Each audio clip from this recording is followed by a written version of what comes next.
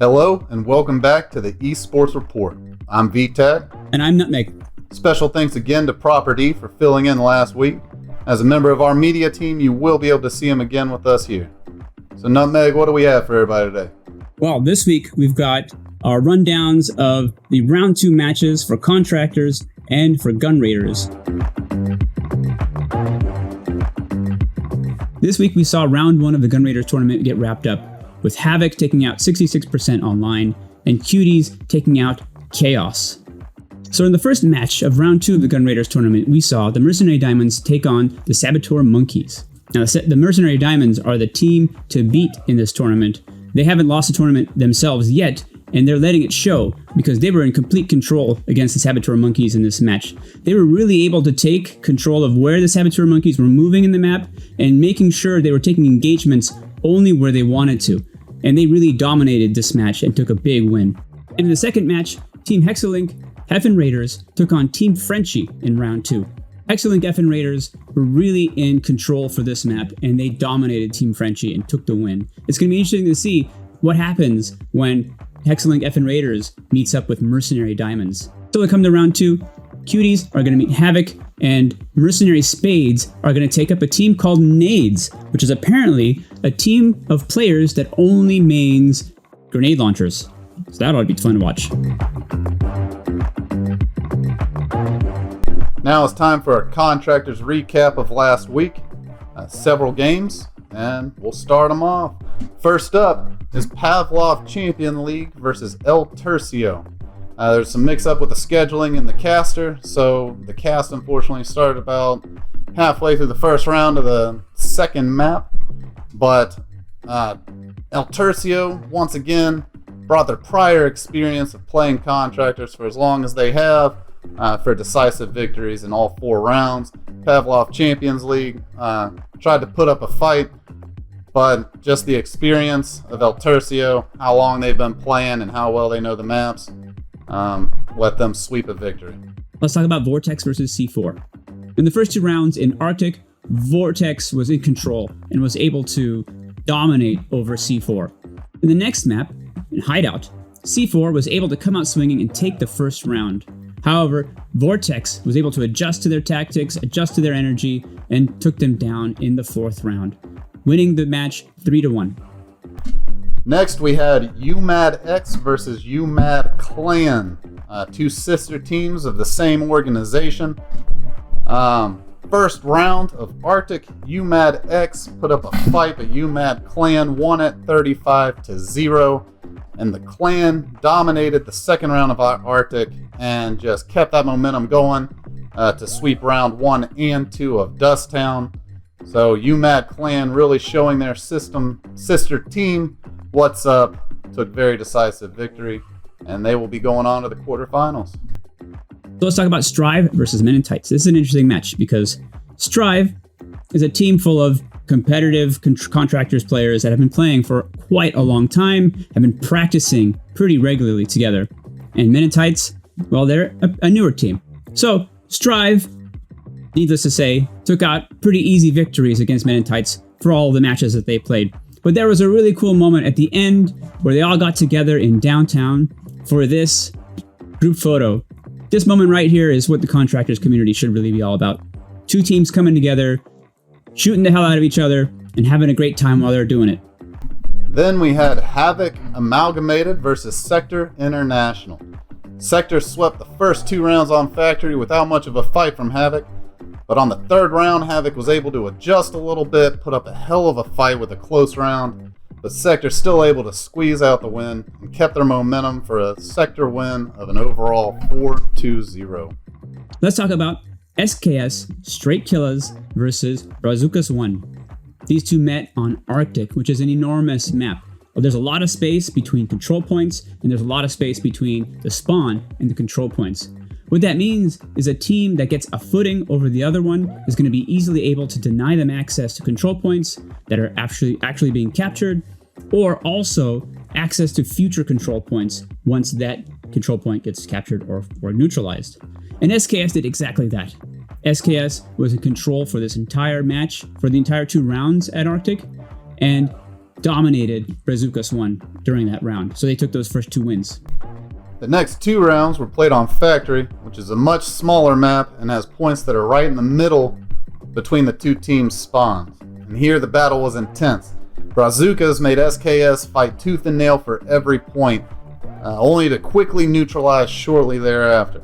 The kill counts in these 2 rounds were insane, but SKS was able to eke out a victory in both rounds.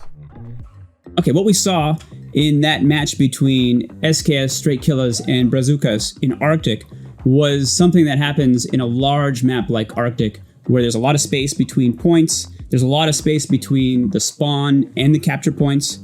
SKS was able to keep Brazucas from getting any kind of footing. So why don't you tell us, let's talk a little bit about the effect of that map size can have on the balance of a match and how one team can gain a footing over the other really easily. Yeah, so especially with the large maps, anytime you can catch a team unaware in their transitions, trying to get to the point, you essentially eliminate all of their capabilities of even trying to contest it. So what you see there, a lot of times the people are in the lanes that they would choose before their engagements. They're not expecting combat, and they just get shut down on what they think is going to be mostly peaceful run. So I mean, really, it kind of goes back to map control, which I'm sure we'll say all the time over this show and every time we're reviewing a match. But anytime you can engage outside the point, you're keeping your guys that are capping the objective, you're keeping them safe, you're keeping them from having to engage anybody, you're keeping that count going up, the ticket counts coming down, and obviously anytime you can catch somebody unaware, especially out in the open or in any of those lanes that they traverse, I mean, you're going to shut them down every time if you can keep that momentum going. And we saw SKS do just that against Brazucas 1, and they were able to handle the win in Arctic. And for what we are calling the game of the week, Kermit versus SKS Goon Squad. First round of downtown, SKS Goon Squad came out swinging and took an early lead, but Kermit, however, was able to fight back and even the score, and eventually taking a sizable lead themselves, finishing the round with a win of 56-0. In the second round on downtown, both teams were evenly matched and the score was tight all the way to the end. But a great rotate from the square point to the station point by SKS Goon Squad, followed by a swift neutralization at the diner point, allowed them to get enough of a lead to eke out a victory in the end. So the first round of Factory was an absolute slugfest. Once one team got the point, the other team was there to quickly neutralize it. Both teams, however, were really good at killing each other and taking advantage of the fact that those fallen tags take down tickets. So they were really able to take each other down, not let each other get the points, take each other down, and get those tickets.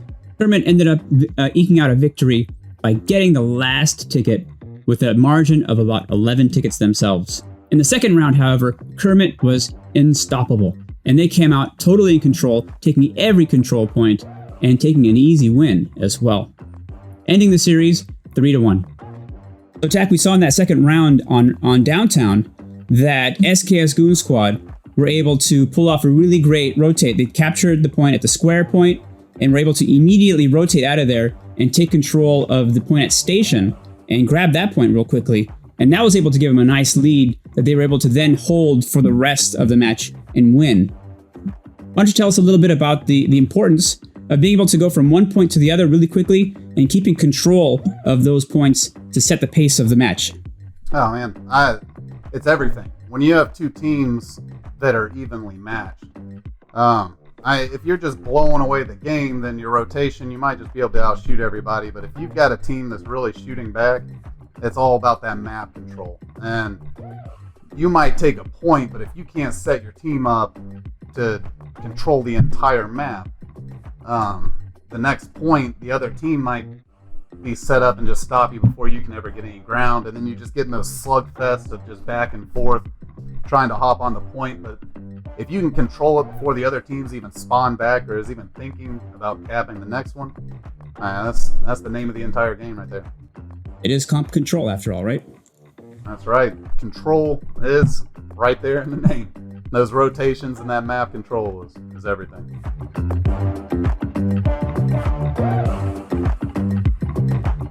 Let's take a look at the Gunraiders bracket as it stands now. You can see round 2 for this bracket is going to be the quarterfinals. We've got the Diamonds taking on the Saboteur Monkeys.